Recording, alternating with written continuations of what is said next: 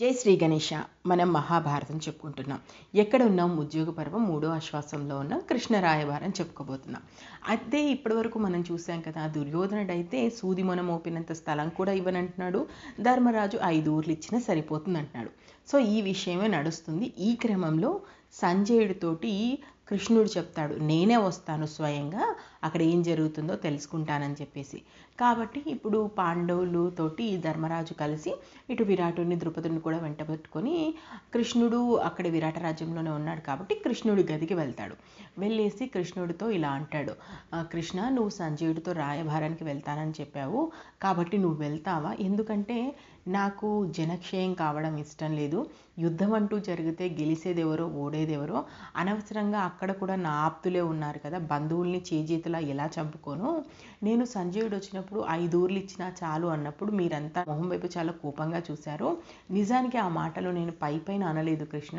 నిజంగా దుర్యోధనుడు సంతోషంగా 5 ఊర్లు ఇచ్చినా నాకు చాలు. ఇప్పుడు నాకు ఏం చేయాలో అర్థం కాని పరిస్థితిలో ఉంది. నేనైతే అన్నీ వదులుకొని మళ్ళీ అరణ్యాలకు వెళ్ళలేను కదా, నా మీద ఆధారపడిన వాళ్ళు ఉన్నారు, నాతో ఉన్న వాళ్ళు ఉన్నారు, నా తోబుట్టువులు ఉన్నారు, వాళ్ళందరూ కూడా సంతోషంగా ఉండాలంటే ఎంతో కొంత రాజ్యం మాకు కావాలి కదా. ఒక క్షత్రియుడికి రాజ్యం అనేది ధర్మం కదా, రాజ్యాన్ని ఏలుకోవడం. అవన్నీ వదిలేసి మేము ఎలా వెళ్తాము? అలా కాదని ఇప్పుడు దుర్యోధనుడితో పంతానికి పోయి యుద్ధం చేసి ఇంతమందిని చంపి ఆ రక్తపు కూడా తినాలని అయితే నాకు లేదు.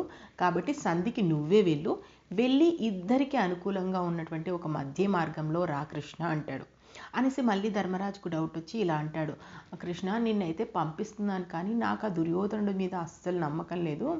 వాడు మాట్లాడేటువంటి మాటలు ఎగతాళిగా ఉంటాయి. నిన్నేమన్నా అవమానపరుస్తాడేమో, లేదా నువ్వు చెప్పినటువంటి మాటల్ని పెడసరంగా సమాధానాలు ఇస్తాడేమో. ఎందుకైనా మంచిదే, నువ్వు వద్దులే అంటాడు.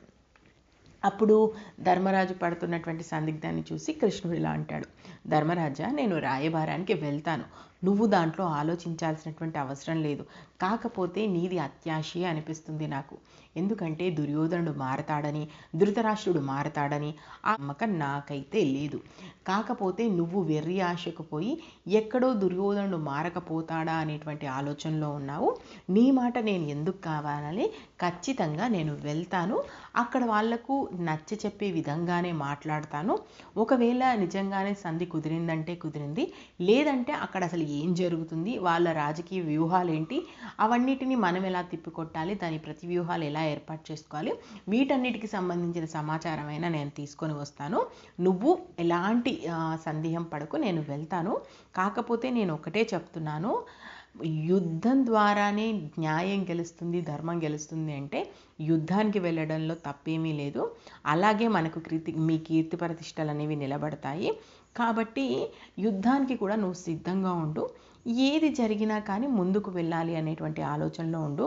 నాకైతే దుర్యోధనుడు దారికి వస్తాడనేటువంటి ఆశ ఏ కోశాన లేదు. మరీ పెట్టరేగిపోతాడు. నువ్వు దిగినా కొద్దీ ఇంకా ఇంకా ఇంకా ఇంకా మొండిగా ప్రవర్తిస్తాడే తప్ప దారికి వస్తాడని నేను అనుకోవట్లేదు.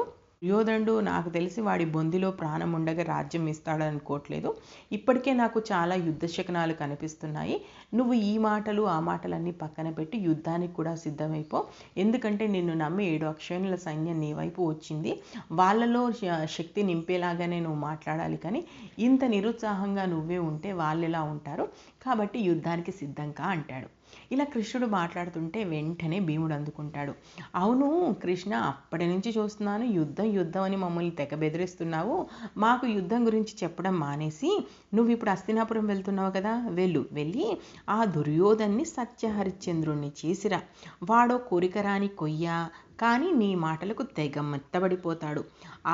ఆలాహలం లాంటి వాడు వెంటనే అమృతప్రాయుడవుతాడు. వాని గర్వం, కోపం, మూర్ఖత్వం అన్నీ పోతాయి.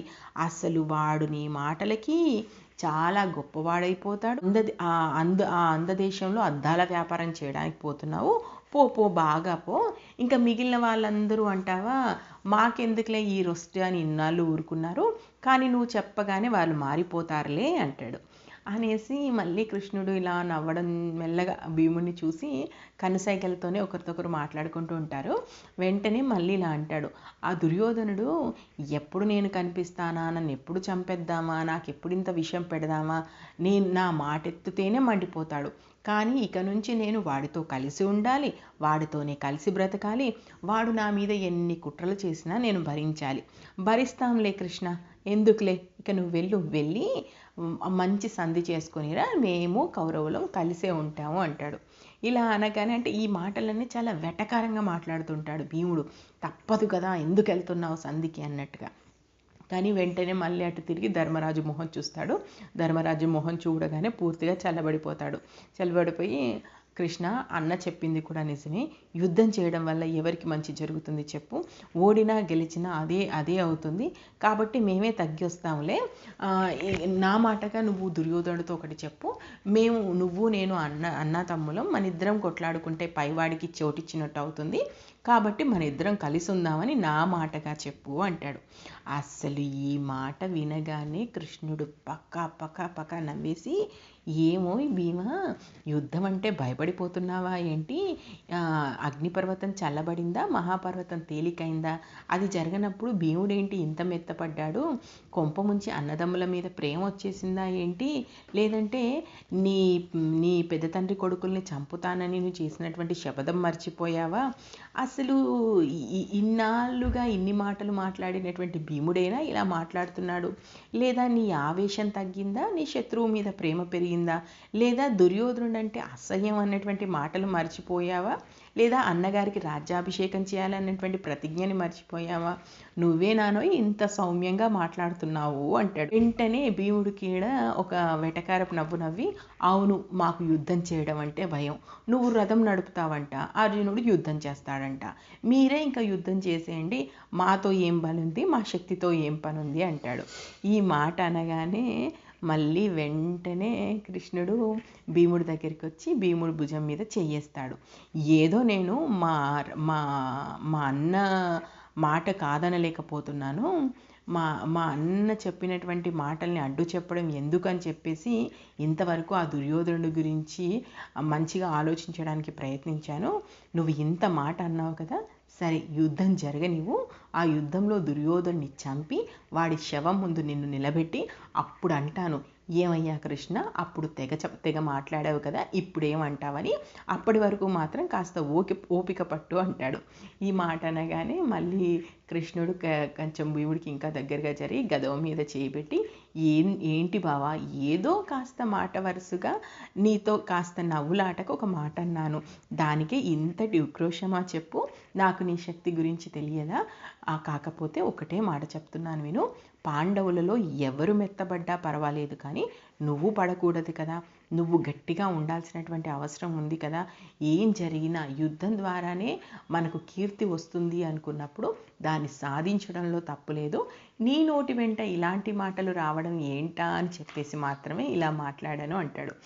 నాకైతే భీముడి క్యారెక్టర్ భలే అనిపిస్తుంది మహాభారతంలో. అంటే భీముడికి ద్రౌపదికి మధ్య జరిగేటువంటి ఆ చిన్న రొమాన్స్లా ఉండేటువంటి ఆ మాటలు కానీ, లేదా భీముడికి ధర్మరాజుకి మధ్య జరిగేటువంటి అంటే అన్నను ఎదిరించి మాట్లాడి కూడా మళ్ళీ అన్న కోసం ఏదైనా చేసే తత్వం కానీ, నకులుడితో చేసేటువంటి కొంట చేష్టలు కానీ, సహదేవుడిని చాలా ప్రేమగా చూసుకునే విధం కానీ, అర్జునుడితో డి అంటే డి అన్నట్టు ఉండడం కానీ, ఈవెన్ కృష్ణుడితో మనం కృష్ణార్జునులు అంటాం, కానీ కృష్ణుడు ఏది చెప్పినా అర్జునుడు వింటాడు. కానీ భీముడు అలా కాదు. నలుగురు పాండవుల్లో కృష్ణుడి ముందు తల ఎత్తుకొని గర్వంగా కృష్ణుడి మాటకు మాట సమాధానం ఇచ్చేవాడు ఒక్క భీముడు మాత్రమే. నిజంగా అంటే బామర్దుల మధ్య ఉన్న ఎఫెక్షన్ అనేది కృష్ణుడికి భీముడికి మధ్య చాలా కనిపిస్తుంది. అంటే చాలా చోట్ల వచ్చింది, ఎందుకో ఇప్పుడు చెప్పాలనిపించింది. సరే, మొత్తానికైతే భీముడు ఇలా అన్నాడు. ఇప్పుడు మళ్ళీ అర్జునుడు ఏమన్నాడు, నకుల సహదేవులు ఏమన్నారు, ద్రౌపది ఏమంది, అసలు కృష్ణుడు రాయబారానికి ఎలా వెళ్ళాడు, ఇదంతా మనం రానున్న ఎపిసోడ్స్లో చూద్దాం. నేను మహాభారతం ఉన్నది ఉన్నట్టు చెప్తున్నాను, మీకు నచ్చితే ఆశీర్వదించండి. మహాభారతంలో ఇప్పటి వరకు ఏం జరిగిందో తెలుసుకోవాలనుకుంటే మన ఛానల్లోకి వెళ్ళండి, మహాభారతం ప్లేలిస్ట్ ఉంది, మీరు చూడొచ్చు. Thank you. జై హింద్.